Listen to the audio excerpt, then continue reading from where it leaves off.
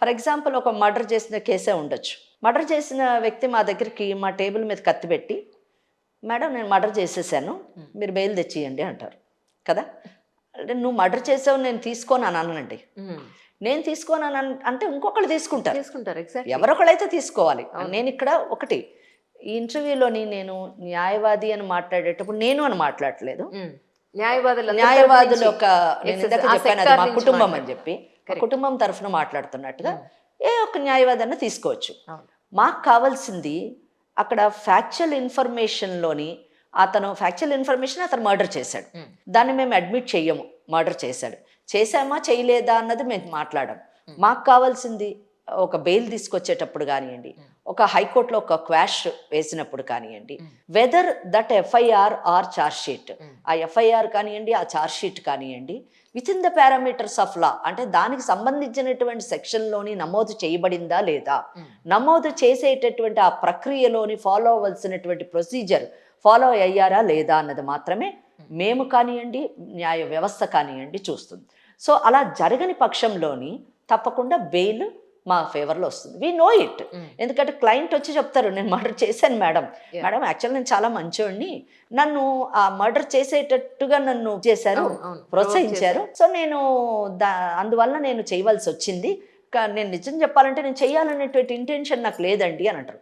సరే whatever it is, జరగవలసినటువంటి crime అయితే జరిగింది, కానీ ఆ క్రైమ్ అయ్యింది అని చెప్పేసి తర్వాత నమోదయ్యేటటువంటి ఎఫ్ఐఆర్ కానివ్వండి అవన్నీ కూడా within the parameters of లాలోని జరిగిందా లేదా అన్నది చూసి వచ్చేటటువంటిదే తీర్పు. కాబట్టి ఇక్కడ మాకు కావాల్సింది తీర్పు. ఇక్కడ రెండు విషయాలు, మీరు ఆ కేసు ఎలా తీసుకుంటారు అని అన్నారు.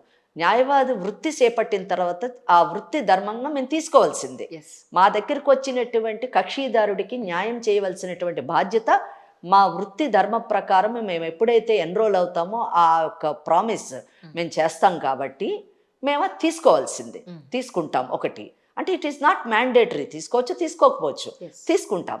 రెండోది తీసుకున్న తర్వాత అది with in the parameters of లాలో ఉందా లేదా అన్నది చూడడము మా సెకండ్. ఇది with in the parameters of లాలో ఉన్నప్పుడు తప్పకుండా అతనికి నమోదైతే శిక్ష పడుతుంది, లేనప్పుడు అతన్ని తప్పించాల్సినటువంటి పరిస్థితి, ఆ బాధ్యత మా మీద ఉంది. ఎందుకంటే మీరు అడగొచ్చు ఎలాగండి తప్పించేస్తే ఇంకా మరి క్రైమ్ని మీరు ప్రోత్సహించినట్టే కదా అని. అంటే ఆ క్రైమ్ని కరెక్ట్గా రిజిస్టర్ చేయనటువంటి యంత్రాంగాన్ని యొక్క తప్పుని సరిదిద్దవలసినటువంటి, అంటే that is the bigger issue.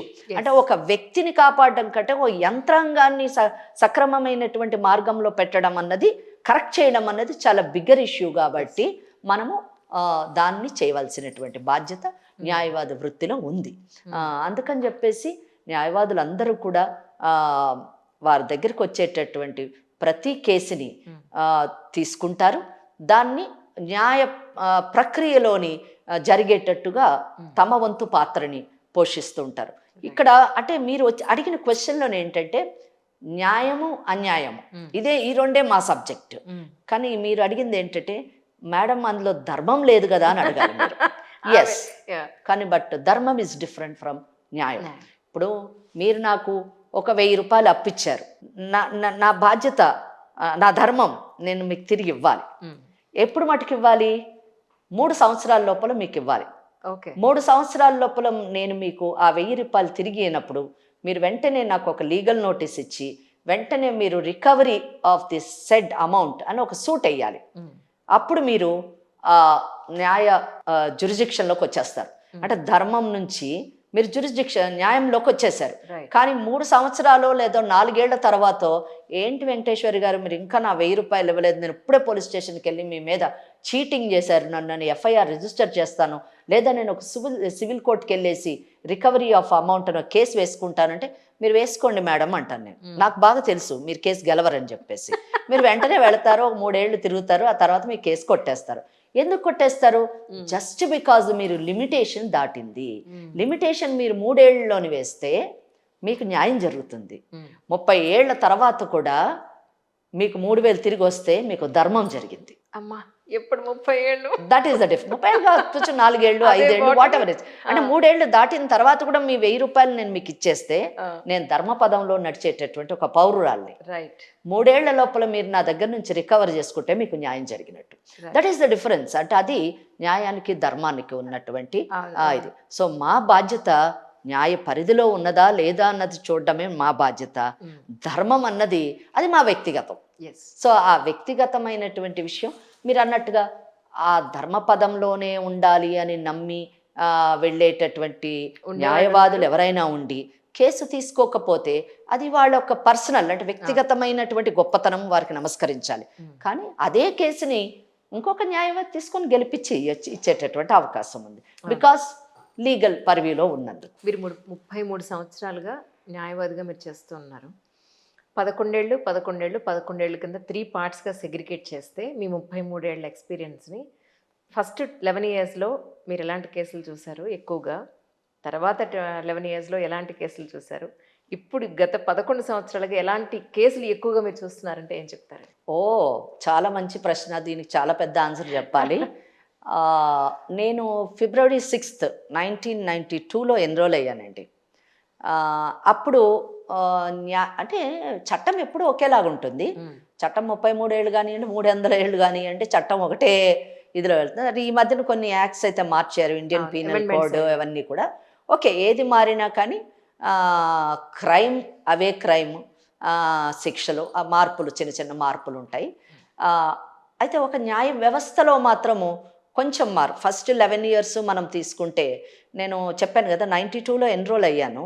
నేను చాలా ఇక్కడ మీకు చెప్పాల్సిన విషయం ఏంటంటే, నేను ఈరోజు తినేటటువంటి ప్రతి ముద్దలోని నేను నమస్కరించుకొని చాలా సంతోషంగా వారి గురించి ప్రార్థించవలసినటువంటి వారిలో నా తల్లిదండ్రులు అని ఇందాక చెప్పాను, నా కుటుంబ సభ్యులంతా కూడా మా పుట్టింటి వారు. తర్వాత నన్ను ప్రతి స్త్రీ జీవితంలో వివాహం ఒక ప్రముఖ పాత్ర పోషిస్తుంది. వారి జీవితాన్ని నిజం చెప్పాలంటే చాలా మంది జీవితాలని మార్చేస్తుంది వివాహం.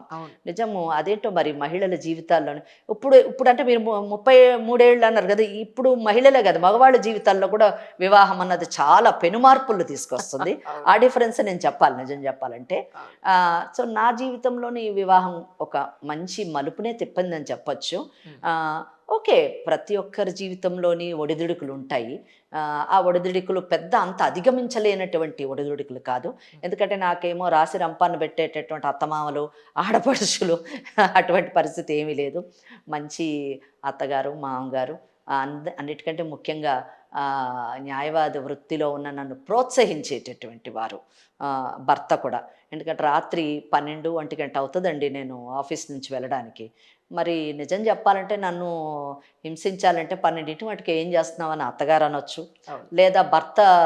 నాకు సపరేట్ ఆఫీస్, నా ప్రాక్టీస్ వేరు, మా వారి సపరేట్ ఆఫీస్. ఆయన ఏ రోజు కూడా 12కి ఒక్కోసారి నన్ను పికప్ చేసుకోవడానికి వచ్చినప్పుడు కారులోనే కూర్చుంటారు, కానీ ఆఫీస్లోకి వచ్చి ఈమె ఎవరితో మాట్లాడుతుంది, ఏ మగవాళ్ళతో మాట్లాడుతుంది అని అనుమానించో లేకపోతే ఇవన్నీ ఏవి కూడా లేవు. దానివల్ల నా న్యాయవాది వృత్తి కొంచెం సాఫీగా కొనసాగేటటువంటి అవకాశం ఆ భగవంతుడు కల్పించాడు. అటువంటి పరిస్థితులు అందరికీ, మహిళలకి ఉండదు.